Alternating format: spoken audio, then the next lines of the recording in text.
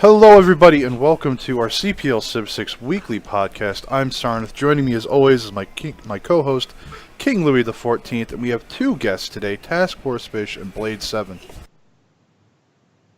How's it going, guys? Hey. Jamba.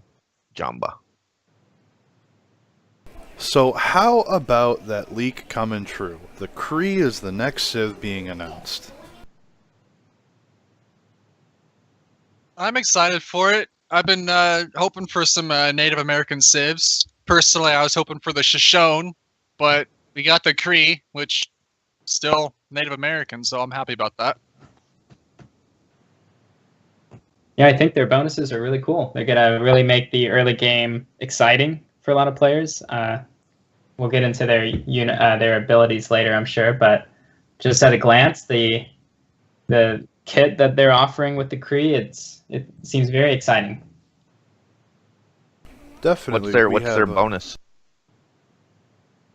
Do you guys want to read it, or do you want me to? I could read it.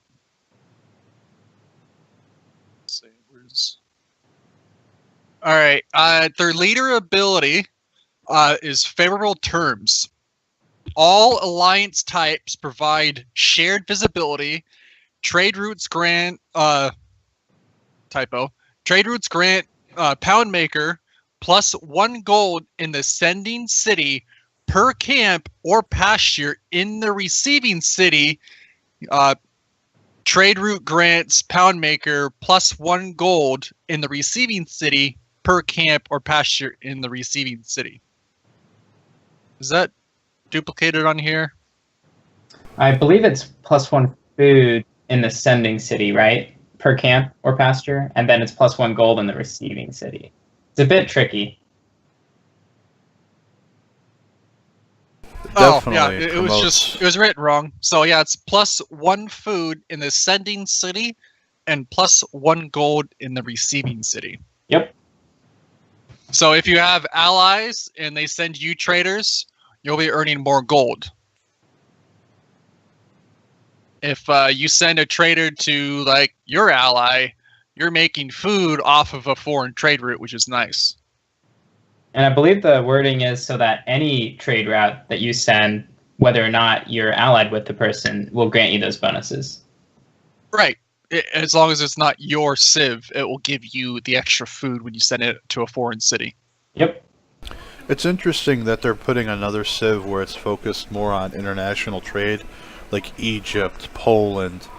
And another thing to highlight with them is what's mentioned during the first look is that they gain shared visibility with their alliances. Does that mean alliances will no longer share visibility? I'm not sure about that wording. Does it mean like, okay, so there's 3 of us here. What if Sarnith and I are in an alliance? Does that shared visibility mean like we have visibility of each other? Or does that mean if Sarnith had visibility with KingLewie, do now I share that visibility with KingLewie with a third party? That's what I'm curious about. I don't believe that's how it'll work. I think it'll work just like the Alliance does right now in the game. I believe when they're changing up these alliances and splitting them up into like specific types of alliances, not all of them are going to grant visibility. So I think what the Cree will bring is like what we see right now with alliances on shared visibility. I was hoping for a live stream this week, which didn't happen, but I'm hoping that maybe next week we'll get one where we'll talk about a little bit more of the alliance system and showcase Cree's abilities so we actually know what exactly is going on with the different changes to alliances. Did we not get a stream because of the New Year? And by the way, to all of our viewers out there, Happy New Year. I believe so, yes. They said they would resume after the 1st, so I was assuming it would have been this week, but unfortunately that did not happen. So I'm hoping before next week's event, or next week's stream on Friday, we'll have a new one.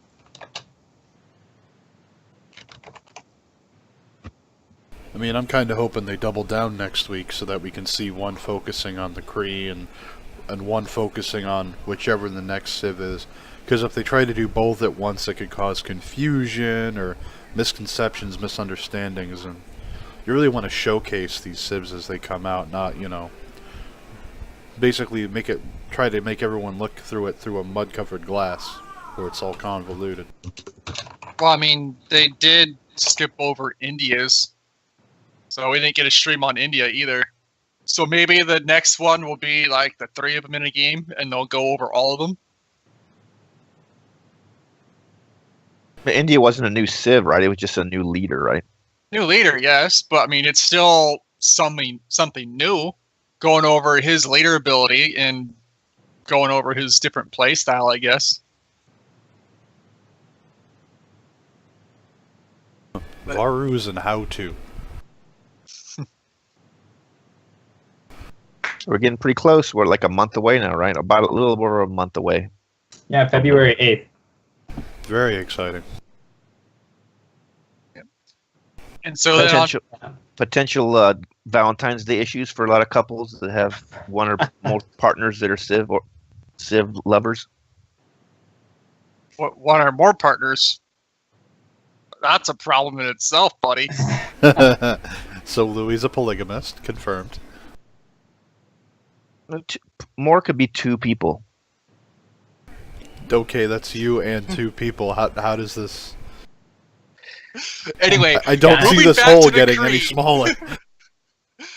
Moving on along to the Cree here.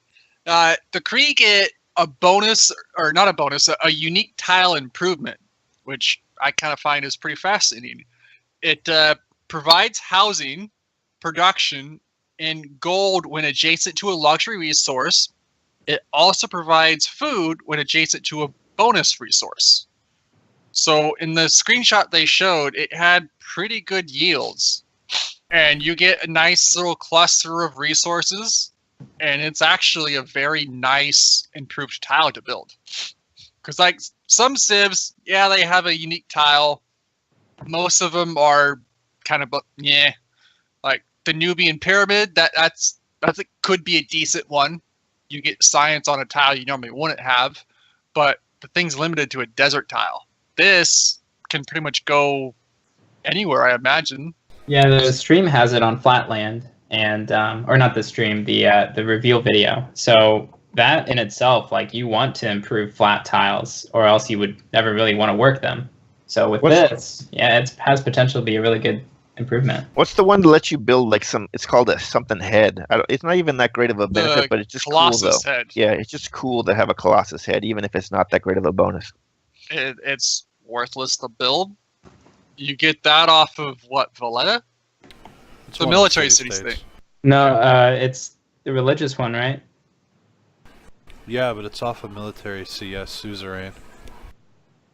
And there's that one that is good that gives you Oh, I think you're bonus. thinking of Granada, right? La Venta, I think La Venta has the Colossus head. There's That's one the that bait one. better than that gives you free like faith. It's like it lets you build this building that gives you like +2 faith and culture or something.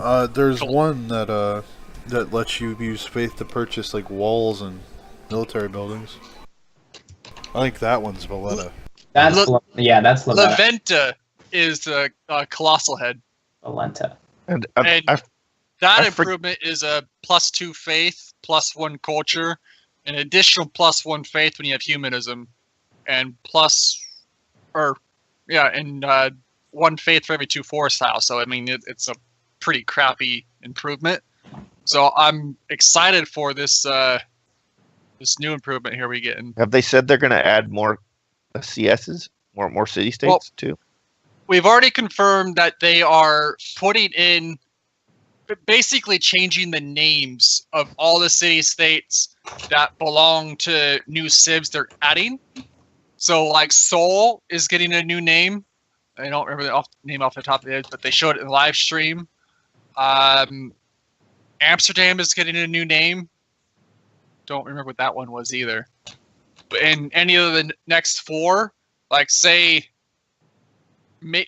maybe like Toronto might get a new name, because that's sort of Canada-ish, maybe Cree name. I don't Are know. they going to add city-states? Like add some new ones? I mean, other than renaming the old ones, did they say they're going to have just more city-states added?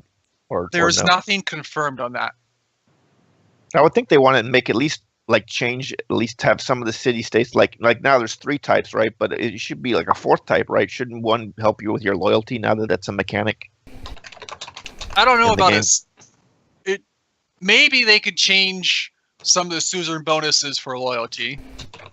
What I'm really, really hoping for is a mercantile city-state that gets bonuses off of harbors. Yeah, I don't understand why that's not affected by a commercial city-state. You know, they're going to Probably add a bunch of are they going to add a bunch of policy cards? Well, yeah, we already went over all the policy cards we know of so far. We did that in 2 streams ago. So how many is it that they said they're adding so far of just new policy cards? Without counting them, I would say I think there's 8 that we know of. And then there's a whole different little mini tree just for the Dark Age, right? That we don't even know about some of them yet. We just know there is going to be a little tech tree for the. I mean, a Well, little. there's mini. no telling exactly how much of what we do know and what we don't know, simply because, again, you know, Firaxis is known to keep a lot of stuff close to the vest and not share everything on their release notes. So there's going to be a whole lot of new things to discover either way. We can just do the best we can. You have Reddit users that are going frame by frame on the streams, ripping every piece of information out. You have everyone doing all sorts of stuff just to try and glean as much as they possibly can. And a really huge thanks to all of you people out there, whether you're on Reddit, Facebook, Twitter, Mixer, whatever, what have you, that you use, and you're actually going through and doing this effort and sharing it with us. We do appreciate it, we really do, and you don't get thanks enough for putting in that effort. By the way, the dark policies is not a separate tech tree or civic tree. They just, like, if you enter into Dark Age, all those policy cards become available. But they're not available until later to other people. They are not available until you're in a Dark Age. Oh. So when you enter the Dark Age, you get access to all of them, like a cluster family access. And then as soon as you leave that Dark Age, you lose access to them. Correct. So I want to go back to the Cree real quick here, because one thing we didn't touch on with their trade routes is that every turn as they build that road up to 3 tiles away from a Cree city, they claim a tile. That's pretty freaking awesome, because you can pre-plan your cities and plan where the roads are going to go, and you can claim some really nice tiles that way. You're guaranteed 2 tiles in a brand new city, which is great. Now, in the video they showed us, they had 2 traders going from one city to the other city, and they kind of met in the middle at the same time. My question is now, what if I have one city here, one city next to it, and I send one trader? And it says the first time that trader goes into a tile within 3 tiles, I claim it. So what happens when, from the starting city to the receiving city, I now enter the 3rd tier tile? Do I claim that tile and it's just a standalone piece of land that's not connected to any border? And then the next turn it goes to the tier 2 tile and I now get both of them? Or do I not get those tiles on the receiving end? That's what I'm curious about. Because it'd be kind of funny to see. I mean, does it say from the sent city? That's going to be a key part there. This may be a little off topic, but I just wanted to, in my personal dating life, when I go in a Dark Age with a woman, it's never turned into a heroic age. It's always gone to a rage quitting. But at least it gives me hope that maybe because of this expansion, maybe I can have better luck too. But that's a whole nother topic, bud. Going back to the trade routes here. The audience counts on me to give some tangents. I have to deliver what they, but that's what I'm here for, right? So I have to do some of that. It says +1 trade route capacity and a free trader when you research the pottery technology. That's huge because now traders are linked to either the the market or the lighthouse. So you have to build the district and the building to get a new trader capacity. Here, you get pottery, which is not normally the first tech you grab, but for Poundmaker, you're going to probably grab mining or what's the other one I'm thinking of? Animal husbandry. Anyway, yes, husbandry. You're going to get either one of those two, and as soon as you get your second city out, you'll research pottery to get that trade route going. And then it's going to take you 4 turns off of like getting to swords or getting to horses, but that free trader is going to be probably well worth it to either A, get your second city going up online faster, or get your capital going even better. And then the wording continues, and it says, unclaimed tiles within 3 tiles of a Cree city. I can't read this. Come under Cree control within a. I can't read that. It's too blurry for me.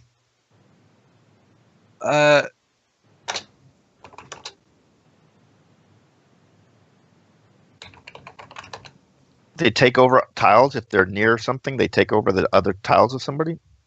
You claim the tier 2 and the tier 3 tile from your city center when a trader passes through it.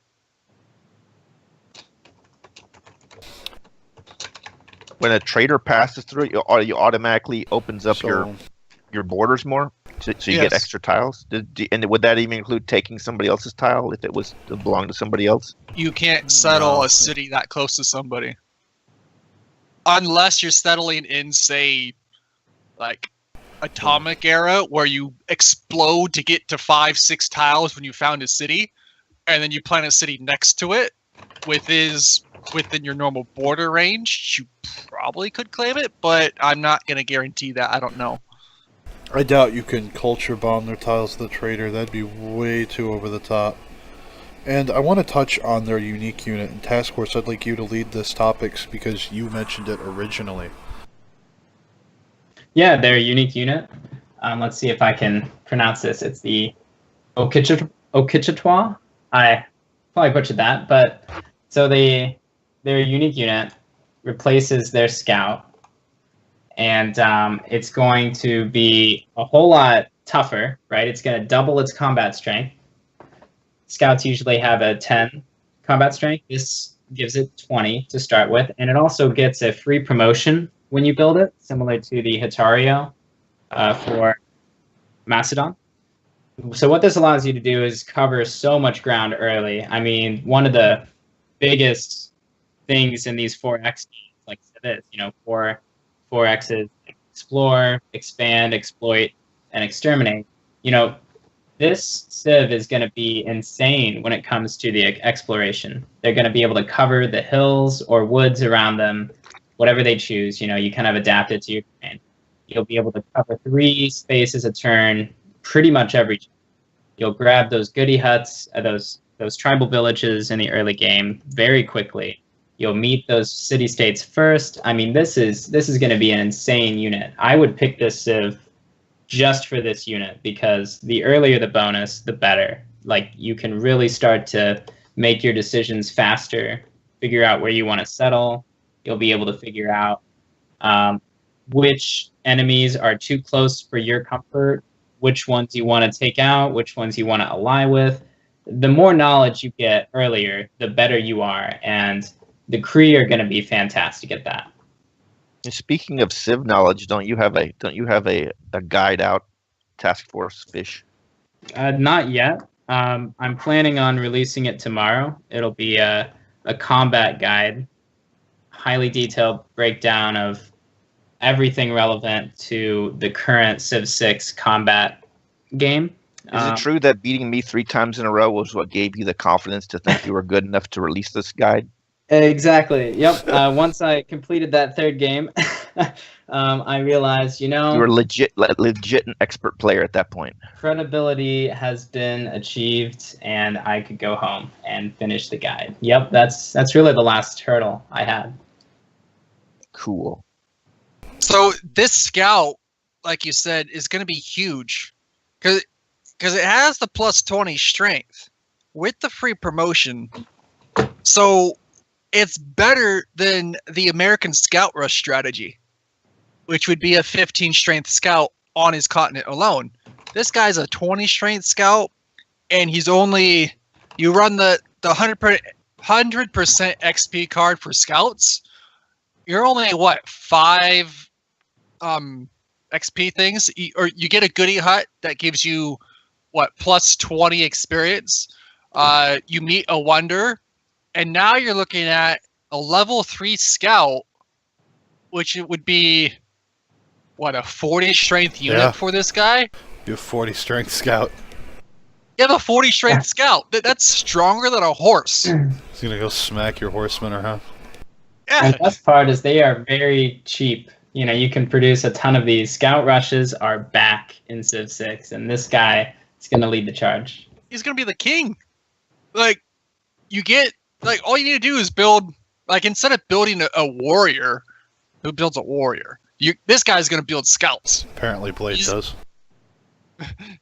He is gonna build like 3, maybe 4 scouts, get lucky, get a free scout and a goodie hut, and he's gonna go wreck people. And now he has a really strong unit that could escort his settlers without any harassment. He can move around. Like, this guy is gonna be pretty awesome. The best part about this is that if he makes these extra scouts in the beginning and someone doesn't happen to be nearby to rush, he hasn't wasted the production, because he's going to turn those already promoted scouts into all these first meets, all these goodie hut grabs like Task Force was saying. All this map information and awareness. He's going to know where everyone is, where everything is before everyone else. Except for maybe Persia Turbo Scouts. But, you know, he has to, you know, get the declare on that, and it's only for a little while. But this Cree is going to go, it's going to be very explosive, very quickly. Yeah, the only downside I see with the Scout is that production costs could be much higher, and we see this with the Aztec Eagle Warrior. The normal production cost of a warrior is 40, and Eagle Warriors increase that by 25, and you get just an 8 combat base upgrade from the warrior with the Eagle Warrior. So that's 25 extra production for just 8 combat strength. Now we're seeing a plus 10 combat strength from the Scout, and the Scout base production cost is 30. You know, you can usually produce a Scout on online speed at about 3 to 4 turns, and then it turns into 2 turns pretty soon. We might see, you know, this could be a better Scout, but it could be, you know, add 25, 30 extra production to that. Like, it could be a very expensive unit, and that might slow down your exploration, because you could have a few better scouts, but you may not have the ability to produce many. So we'll have to see. They have yet to release the production cost of the Okichitwa. But I'm eager to see how much they're going to place this at, because does anybody ever like rush the general, and then that way you can get even more movement from your scouts early? Scouts are ancient. Yeah. So they don't get anything then? No bonus? Oh, it has to be a class. I thought they got benefit from ancient and classical for that. No, it's first classical general. and medieval. That's the first general. Oh, nothing for ancient. Yeah, it doesn't help you at all. But see, now we have, in say 150 turns, you have all these scouts. You promote them to rangers, and then you promote them again to spec ops. So I mean, it's within your interest to use more scouts, I guess. But yeah, like you said, the production cost, it could be like producing a warrior on turn 1. So I mean, it could be compensated by higher costs. And you get 1 free promotion at the beginning? Yeah. Yes. I think you're gonna have to. I think they're gonna see a production similar to Warriors. Now that I think about it, because they'd be way too good otherwise. But then again, Australia made it to release, right? And it did get nerfed. You know what? You know what games scouts are also good in? Stratego. They're pretty good in that game. Just gonna throw that out there. Oh, that's an oldie. Yeah, that's an ancient game, like from the, I don't even know, maybe even the 70s, I maybe even don't earlier. even know. Stratego also doesn't receive the buff from Great Generals because it is ancient. Hey! But you do have generals. They're not great. They're just regular generals. Welcome to the CPL Weekly Podcast, where if it's not in English, we'll butcher it so hard you'll think we've got these words out of market. It's a real game, though. We're not making up games. There is a real game called Stratego. Just nobody's ever heard of it under the age of 35, but it's still real. Where do we think the Cree is going to fall in line compared to the other Civs that have been announced? Not the ones we already have from the base game, but the Civs that have been announced so far. I would put him at number 2 on Pangea, and I'd put him at number 3 on Fractal Islands. Did they nerf the Korea a little bit with the science? Korea? Yes, Korea already got nerfed. That didn't last long. Nope. But it's still pretty good, though. What's left of it? Yes, it's an automatic +4 instead of an automatic +6. And That's do we really determine good. whether they do get the bonuses when it goes 50%, 100%, where it applies to that? Do we figure that out or not? Oh, we you still mean the don't really know. adjacency? Yeah. It's a flat +4. It doesn't say it's +4 adjacency, so I don't know if the that policy card is going to work on it, and we haven't had any confirmation of either way. Well, if you work at Firaxis or 2K, and or your quote-unquote buddy does, and you listen to our podcast, could you clarify that in one of your future streams? You know, don't have to. Seems like it tell would. us Otherwise, directly, but you know, just to otherwise just to get they'll that be out like there. weaker, right? If they didn't give the adjacency bonus, the person that gets like the +2 or +3 later on will have a more powerful. But it Science would be again. a cost-effective trade-off is the thing. You'd be using it for an early burst in science as opposed to investing in a late-game science. But how many times have you loaded up in a map and you don't have any mountains around you? This is going to be a guaranteed Only when I spawn +4. next to Harambe. Yeah, it's going to be a guaranteed +4 on any situation. Because as long as you're not super cramped on space where you have like a 20-tile island and you need to put districts next to each other, like you're going to have a +4 campus guaranteed. Or +5 if you put the plaza next to it, the government plaza. Okay. So what's the preferred meta though? Is people rush? I guess it's just to pick. Some people say they build the commercial hub as their first thing, and some people university. I mean, a library. What is it tend to be more commercial hubs? It depends on like great people, but if Hypatia is online first as the first great scientist, some people put down a campus first and try to rush and grab that because that's a +1 science all libraries, which is a pretty big buff. Otherwise, the majority of people always go commercials. Gold buys you things. Gold buys you builders. You plant a city, you buy a builder. You don't build it for 15 turns. You need to buy out 2 tiles, grab that horse tile within your border. You buy the tiles, you buy the builder. You need to upgrade swords. You need to upgrade units. Cost gold. Money. You need money. It Money just makes the world go depends on round. your surroundings, and I want to say this before I shift this topic again. But with the districts and the suzerain bonuses, or not the suzerain, but the 3 and 6 envoy bonuses changing, Hypatia becomes much more of a I want this scientist, because you're going to need to build all these libraries in your campuses if you want to get your +3 from the science city state to any use.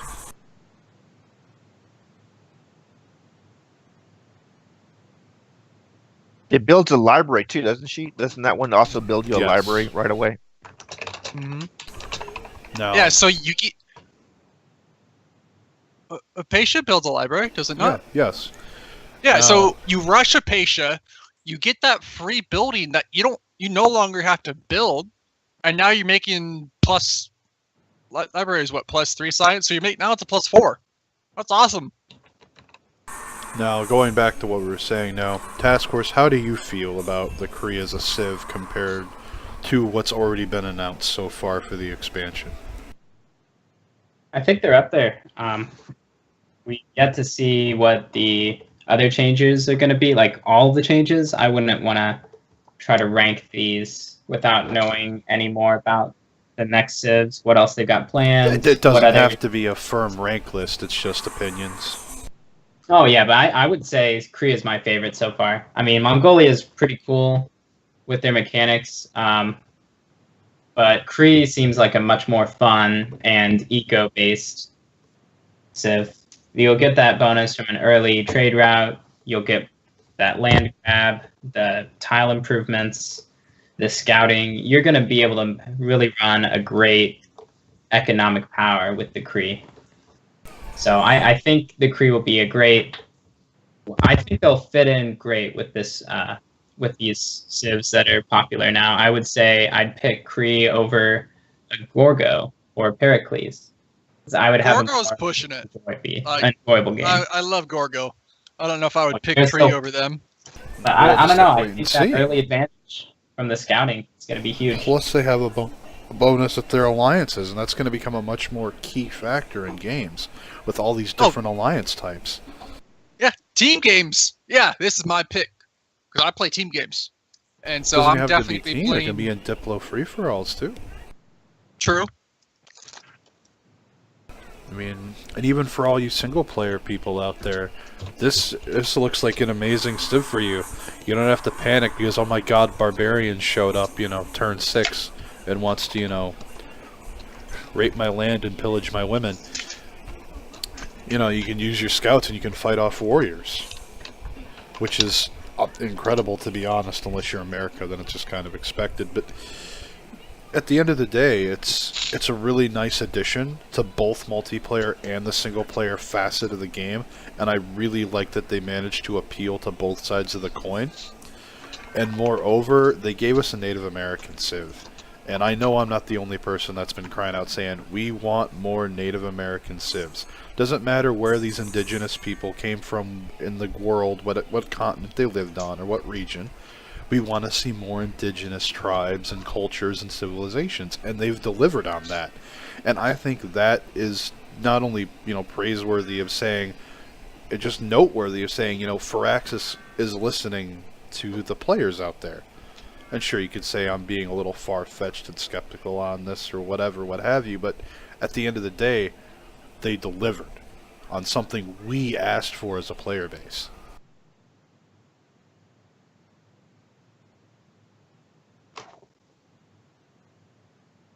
Yeah, that's a good thing because before there was just the Aztecs, right? Isn't that the only one?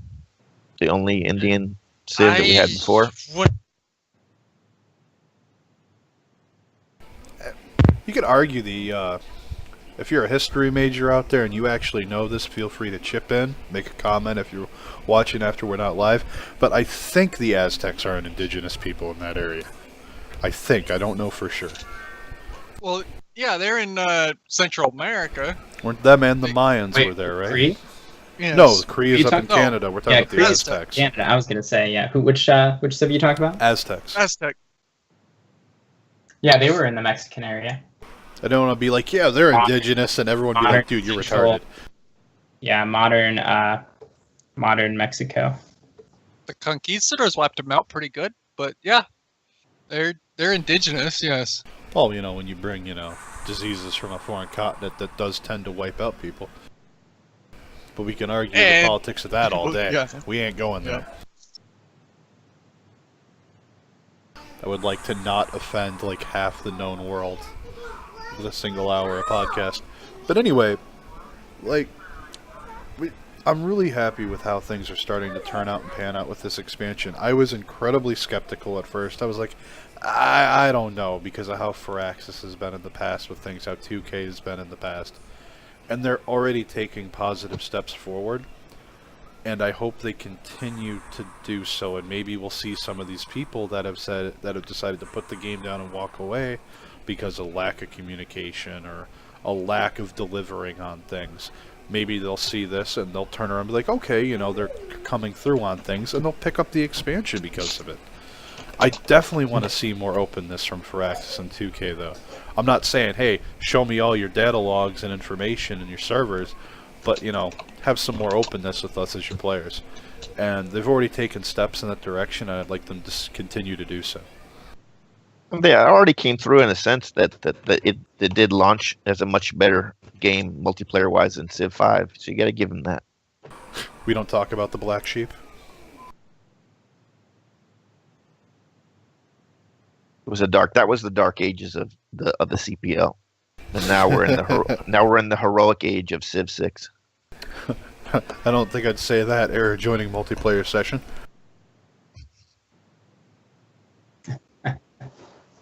Gotta delete your files. So, Task Force, tell us more about this guide you're publishing. You only hinted at it a little bit before. Where is it being published? Where can people find this?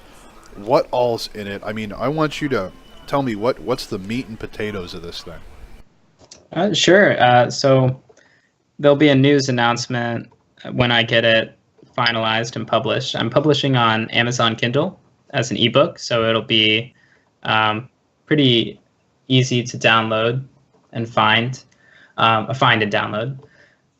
It's at the moment, I mean, I'm editing it, finishing that up tonight, but my plan is to publish it tomorrow morning. It'll be roughly 72 to 75 pages. It's covering the details of combat in Civ 6 in the multiplayer setting, but pretty much everything can apply to single player as well. It basically explains the fundamentals of combat, how the game works.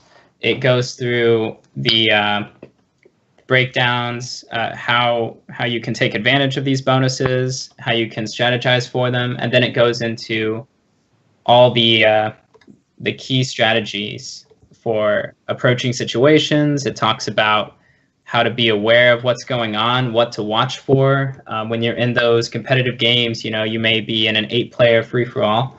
You've got 7 people to worry about, but watching some signs of your neighbors around you and otherwise can really help you make the right calls. So is this targeted at all like levels or more? I'm writing from the ground up, and it's designed to be read by anybody. If you're new to Civ or if you're an experienced player trying to get better, it really has my takes on all of these strategies. And I go through, like, you know, you always have to take an author with author's work with a grain of salt. I mean, my credibility is I've been playing in CPL for quite a while. I've played since this game came out. I'm currently ranked top 10, but that's always subject to change. And my word is in, like, you know, these strategies worked for me.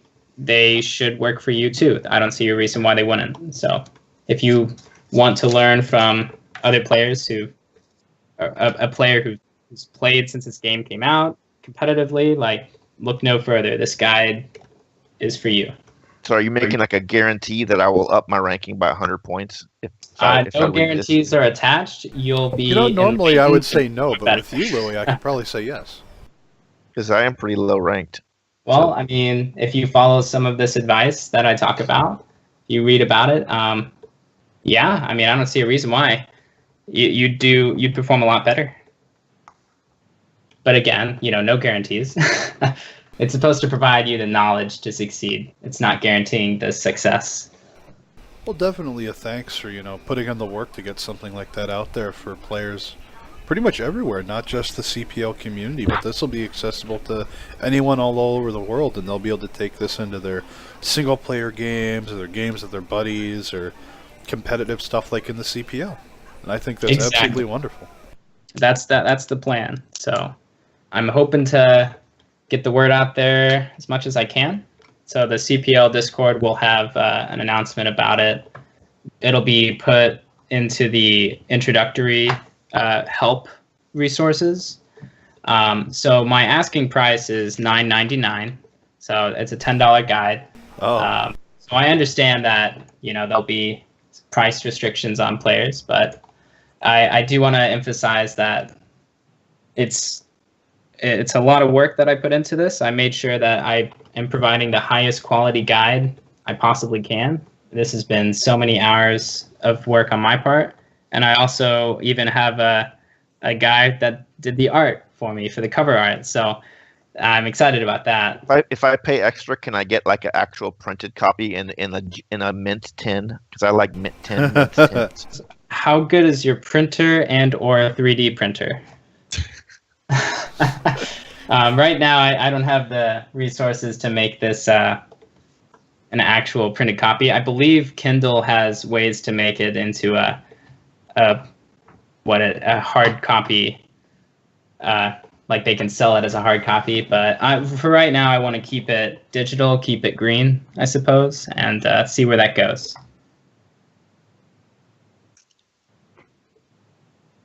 Sounds Fair good. enough. I mean, well, again, thank you for the effort in making it available for people. The price tag might put some people off, but everyone's different about that. You can never tell.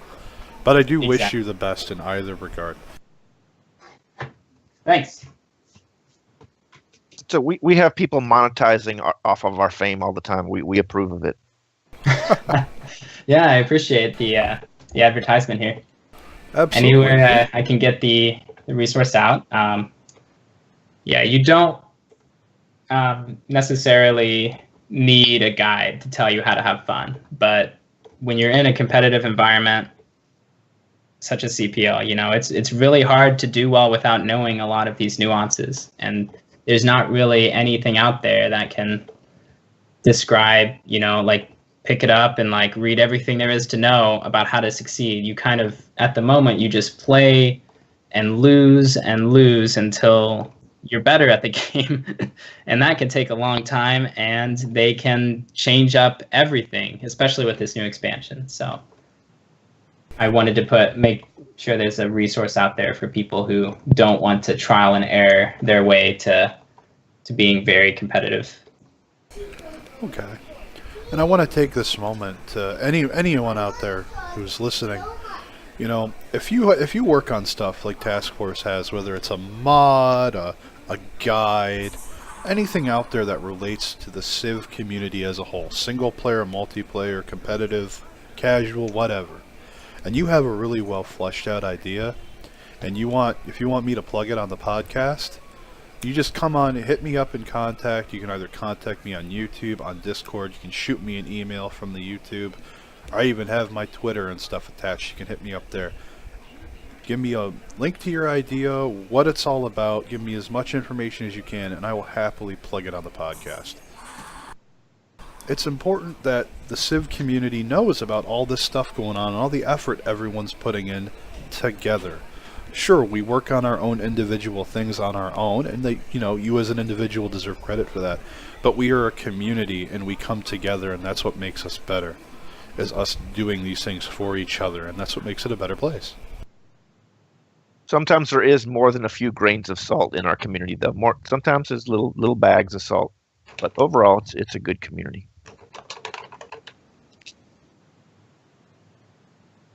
Now, with that being done, I would also like to move on to the CCC. I know we mentioned it last week, and I'm going to mention it every week until it kicks off on the 26th. Oh man, Blade, give us the event rundown. All right, so we have 6 total events for all of our clans. The first event is a FFA Ironman. We say Ironman because there is no CC. You play until you lose your last city, or you play until a victory condition is met. This is going to be one game per for the entire event. You're going to have one player from every clan participating. I believe we have 5 clans so far, so it's going to be a 5-man FFA. 6 if you want to take into account the host, who's not really playing, but he's just observing. This game is probably going to be lasting anywhere from 6 to probably 8 hours, depending on how long it goes. We might just see a slugfest, get ancient, or get like a classical horse rush or do a night rush, and then sim up to cavalry, and who knows, it could end there. We could see 2 people gobbling up like 2 other people and be going on a 1v1 duel until the later era. So we don't know how it's going to play out. Is Damage Inc. going to play in the CCC, or we don't know yet? I have reached out to them, but they have not gotten back to me. 2 weeks ago, I sent them the rundown of like the 15 things we had voted on. They never replied back to me. I've messaged them again since saying, hey, these are 6 events. Do you want to put people into our event? I got no. They were in the last one, right? I don't know if They they were. played every event, but they did participate like a little bit in the last one. They played in our first CCC, yes. They did not have enough people to field for all of the events. Pretty sure they only did 2 out of the 4 events we did. And now this event is even bigger. We have 6 events instead of 4. So I'm not sure if they have the people readily available to make a full show. And what about Well- Overdosed Gaming? Is that still like a proposal that's not That's actually still a clan being yet? discussed. That's not an official thing yet. And so it's already past the time when we know, like, you had to sign up by now to be eligible to play it. It's already past that point. Correct, yes. January 1st was our cutoff to having a new clan register for the event. We still have individual registration open for players who are registering to our established clans. You can still do that. You have until the 12th of January to have your clan submit that final roster for all 6 events. After that point, the admins and myself will go over the rosters and basically make the bracket who plays in which game. And then that will get posted and the games will be played on the 26th, So we 7th, and 28th. So we plan to have six competing, or 5 or 6, or which? The events are based on the number of clans we have. If we have 5 clans, then we have 5 people in the FFAs. Then we have like the 2v2 game, the 3v3, and the 4v4. With 5 clans, the way the bracket is set up, for the 2v2, 3v3, and 4v4, each clan submits, or not the 4v4, but the 2v2 and the 3v3, each clan submits 2 teams. And each team is playing 2 games. So in the 2v2, if I'm on my clan, or if I'm on one team, and KingLewie, you are on team 2, the 2 of us will be playing the other 4 clans in the event. I will play 2 games with my other partner, and you will play 2 games with the other partner. Out of those 4 games, whichever clan occurs the most points wins that event. And then you add up all those points for all the events. Whichever clan wins the most points at all 6 events takes home the cup. What about the Viking War community? Are they said they're going to be in it? As far as I know, they are not officially registered. So really quick, I do want to point something out for anyone listening out there. If your group or community is signing up for the CCC, or has signed up at this point, you do not have to field a team in every single event in order to participate. If you only have like you and your 2 buddies, and you only can sign up for a 3v3, you can do that and still be in the CCC. That's not going to penalize you or get you kicked out or whatever. You can still do that. You won't have any shot of winning the entire event, but yes, you can.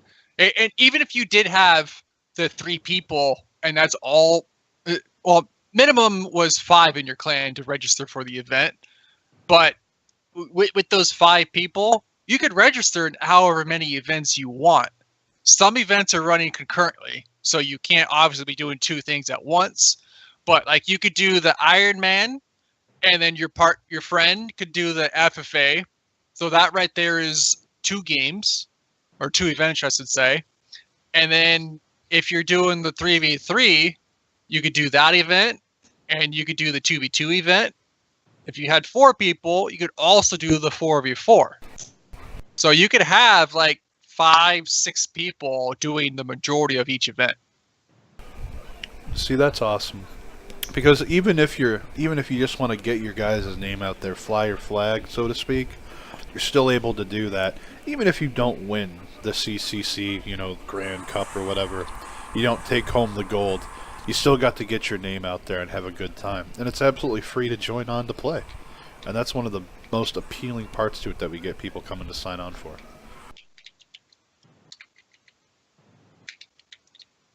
Well, yeah, this is one way to stir up your clan camaraderie, play with your buddies, and get that clan spirit going along. Oh, and if you're in the Iron Man free-for-all that I'm casting and commentating, dude, if you guys want to go 12 hours and nuke each other back into the Dark Age, I'm all for it. I got a case of Coke stashed. Yeah. My gut feeling says that FFA Iron Man is going to end with nukes. I am more than happy to cast nukes. What about the controversy that everybody's talking about with TaskForceFish being one of the few, I think the only one that I know of that didn't join, coming from their old league, didn't join the Felix Copa. What's up with that? You joined the KC. All your other buddies joined the Felix Copa, and you're like the sole, yeah, what's up with that? Well, Canuck asked me first to join. And I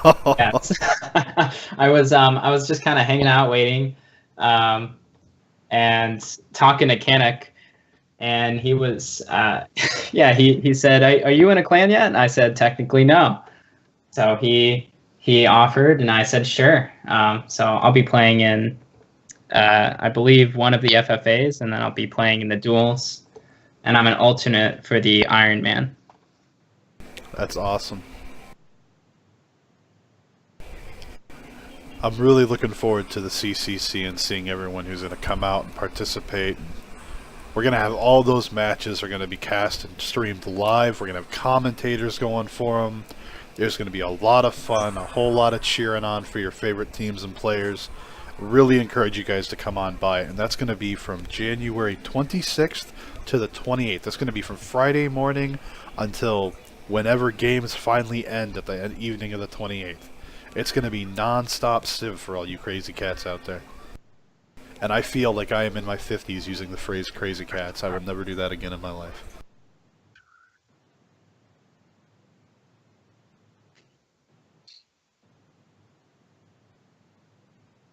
Yeah, I'm happy to see the duels are in this CCC. That's nice. I think the duels are going to be very fast-paced on these settings, as you and I found out, Louis, in our duels. But I think it'll be very aggressive, and it's not at all like the one that the Sarnith tournament where it was bigger map. This is back to the dual maps, right? It's not the tiny map. Yep. It is a dual map size, yes. I still prefer tiny map. I think Sarnith hit it right there with the time, because I think that's the best for. It just gives you a little more time to build up. So that's my favorite now. Tiny map fractals are my favorite for duels. Well, I mean, those maps were semi-custom maps. He went into the spawn, he looked at the map, he tweaked it around, make it a little more balanced.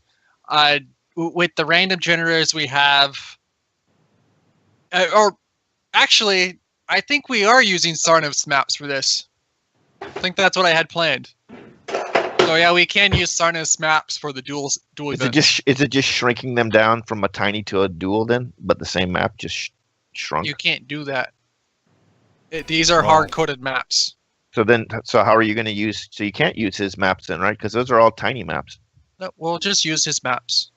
If we do a random gen and not use his map pack, then it'll be a tiny map. Well, whatever that comes to, I'm sure you guys will put out a notice for it in either regard. Yeah. Is that still not decided or has it been all decided what the settings are for all these things, like the duels and everything, or is it still up in the air? No, that ended on the 31st. So all the settings are finalized and everything has been posted into the Clan Cup Championship channel. So that they ban Defender of the Faith and all that kind of stuff? Defender is banned for all 6 events, yes. So is So that's Crusader. it. I'm dropping out of clans. Oh wait, I already did that. Well, if I hadn't, though, I would drop out right now because of that. You and your religion, Louis. It's still the only CPL religion with one member. Me. Jamba. Jamba. Gotta emphasize the It did have 2 members at one point, and Hannah is kind of a silent member.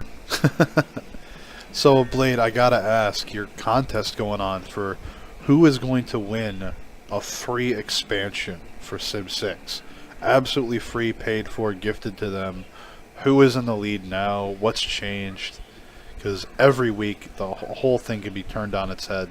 Did anybody guess Cree, or did everybody guess Cree because of the leak? The leak just came out a couple days ago, but nobody guessed India as a second leader, and nobody guessed Cree. So the scores have not changed in 2 weeks. So currently in the lead right now, we have Scrub Jr., Futna, King Orient, Pork Diesel, Senpai of Wisdom, all tied for 5 points. Damn. And Yep. and because of how the points are working, you get 1 for the Civ and 1 for the leader. So this 5-point lead over someone who has none isn't worth that much with a couple lucky guesses. There What- is still 8 points left to grab. So What's we got the tiebreaker? If 3 people get the same score, what's the tiebreaker? it's a game.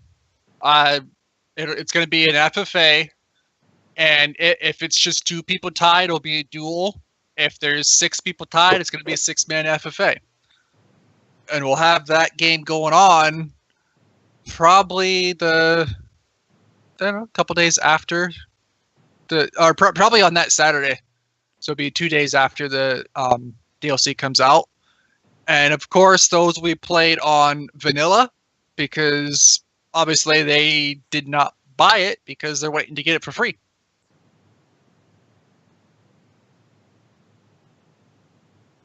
So we have, what did I say, like 28 people actually signed up for the tournament. So it's still any man's game. 8 That's points awesome. left. Yep. So I'm up there myself with 5. I mean, I've already paid for it, so that doesn't really matter to me. I'm just going for the bragging rights. I won, but Does anybody have like 0 points? 3 people, unfortunately, yes. Well, you never keep know. that a- The we'll keep rest that of a their secret. guesses might be lucky. It's posted on there, yes, but I will not call them out and shame them for guessing 0. How do you shame someone for guessing something that's completely random?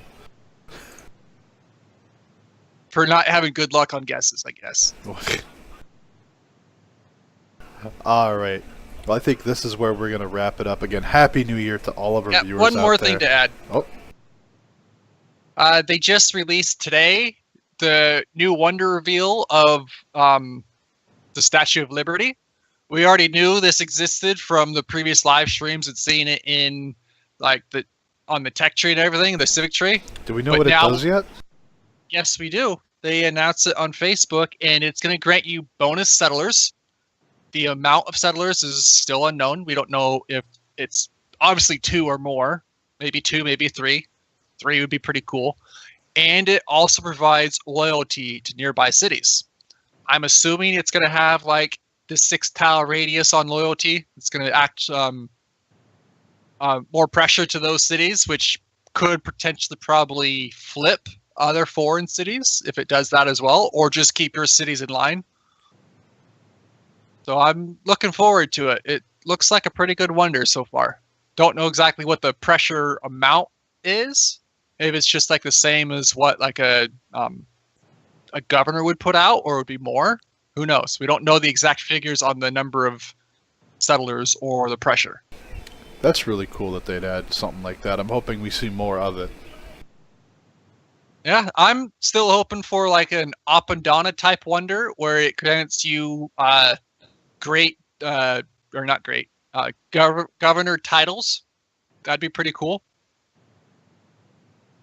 So So I don't know, like it'd be like just you get like 3 titles, or if like you build a wonder and you get 1 title or something like that. That'd be pretty cool. So last week we did a round, one at a time, round the table of what was one feature you had wanted to see added to the game. That actually got a lot of really good response from a lot of our viewers, and this week I wanted to take a look at what is one Civ out of the remaining slots available that you would like to see, one specific Civ, if you had to narrow it down. What Civ that isn't in the game yet or has been announced yet holds a special place in your heart? And I want to start with you, Louis, since you've been quiet for a while.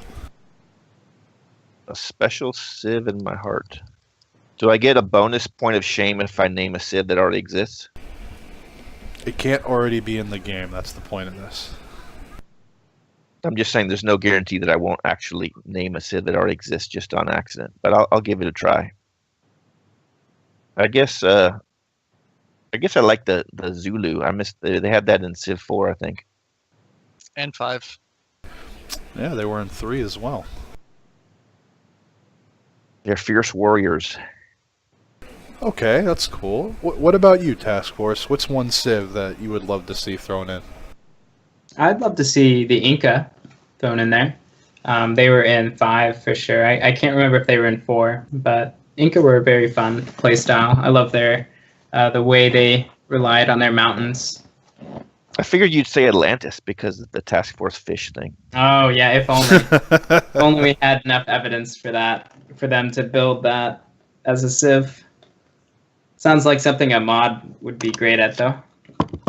A modder to make an Atlantis DLC or something, you know. Hey, you never know. I mean, my wife's never settle. seen me and Batman at the same place at the same time. Yeah, if they have their unique ability to be able to settle only in deep ocean, and then they gain like tons of production from ocean tiles or something. I could see that working. Get out of here. Then they have unique Start with cartography. land units that basically just like swim, so they don't ever embark, so they never lose that combat strength. And they can get the Aquaman, Great General / Great Admiral combined. Oh unit. yeah, that'd be Be their unique Like unit, any- Aquaman. It's like a Great General and a Great Admiral all in one. Okay. See, now we're building a pretty balanced Civ right now. Oh God.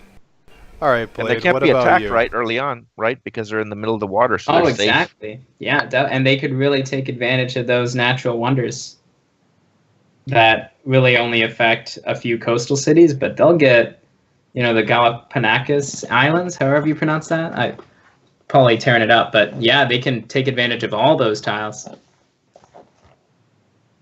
And right, they can well, yeah, go ahead, Blade. well, Louis, you already mentioned this, but I'm hoping for we get Shaka Zulu. I mean, he was like 2 of my favorite Civs to play in Civ 5. I mean, you look at his Civ 5 abilities. Civ 5, he has a unique pikeman. We need better love to anti-cap. So a unique pikeman would be pretty awesome to add. He also had a unique barrack improvement, which we only have, 2 Civs that have new barracks. And his ability was a less maintenance cost for melee units and an extra 25% experience points earned for the next level on all units. So, That's I really mean, neat. yeah. So I'm really hoping we get Shaka Zulu. Okay. For myself, I'd like to see the Blackfoot Indians. They were known as definitely one of the most aggressive Native American tribes back in history, and it would be really neat to see it would fit very well into the domination victory paradigm that is so Civ focused. Domination's always been the best way to really go about things, the most efficient way. And how they could achieve that would be in any number of ways where, for example, the reduced unit maintenance, or maybe better production on earlier game units, maybe another unique warrior could come out, or who knows, there's a lot of possibilities there. They have a really deep culture that could be tapped into by both Firaxis and 2K. And it'd be really exciting. Again, I want to see more indigenous tribes put into Civ. So that really fits in with my personal wants there as well.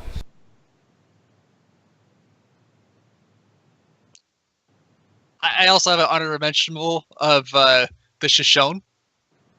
That's a good one. The Cree, yeah, the Cree basically took their unique unit, which was the Pathfinder.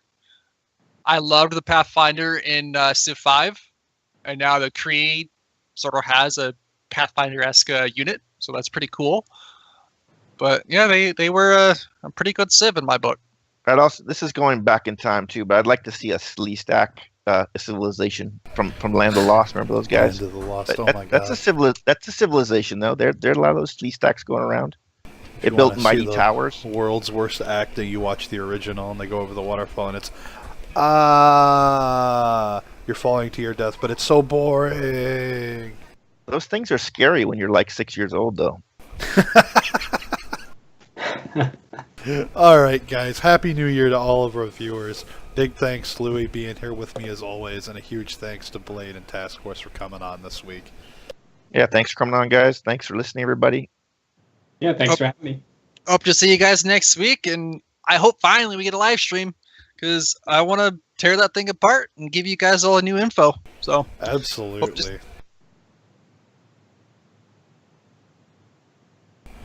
Well, we look forward to seeing you guys next time.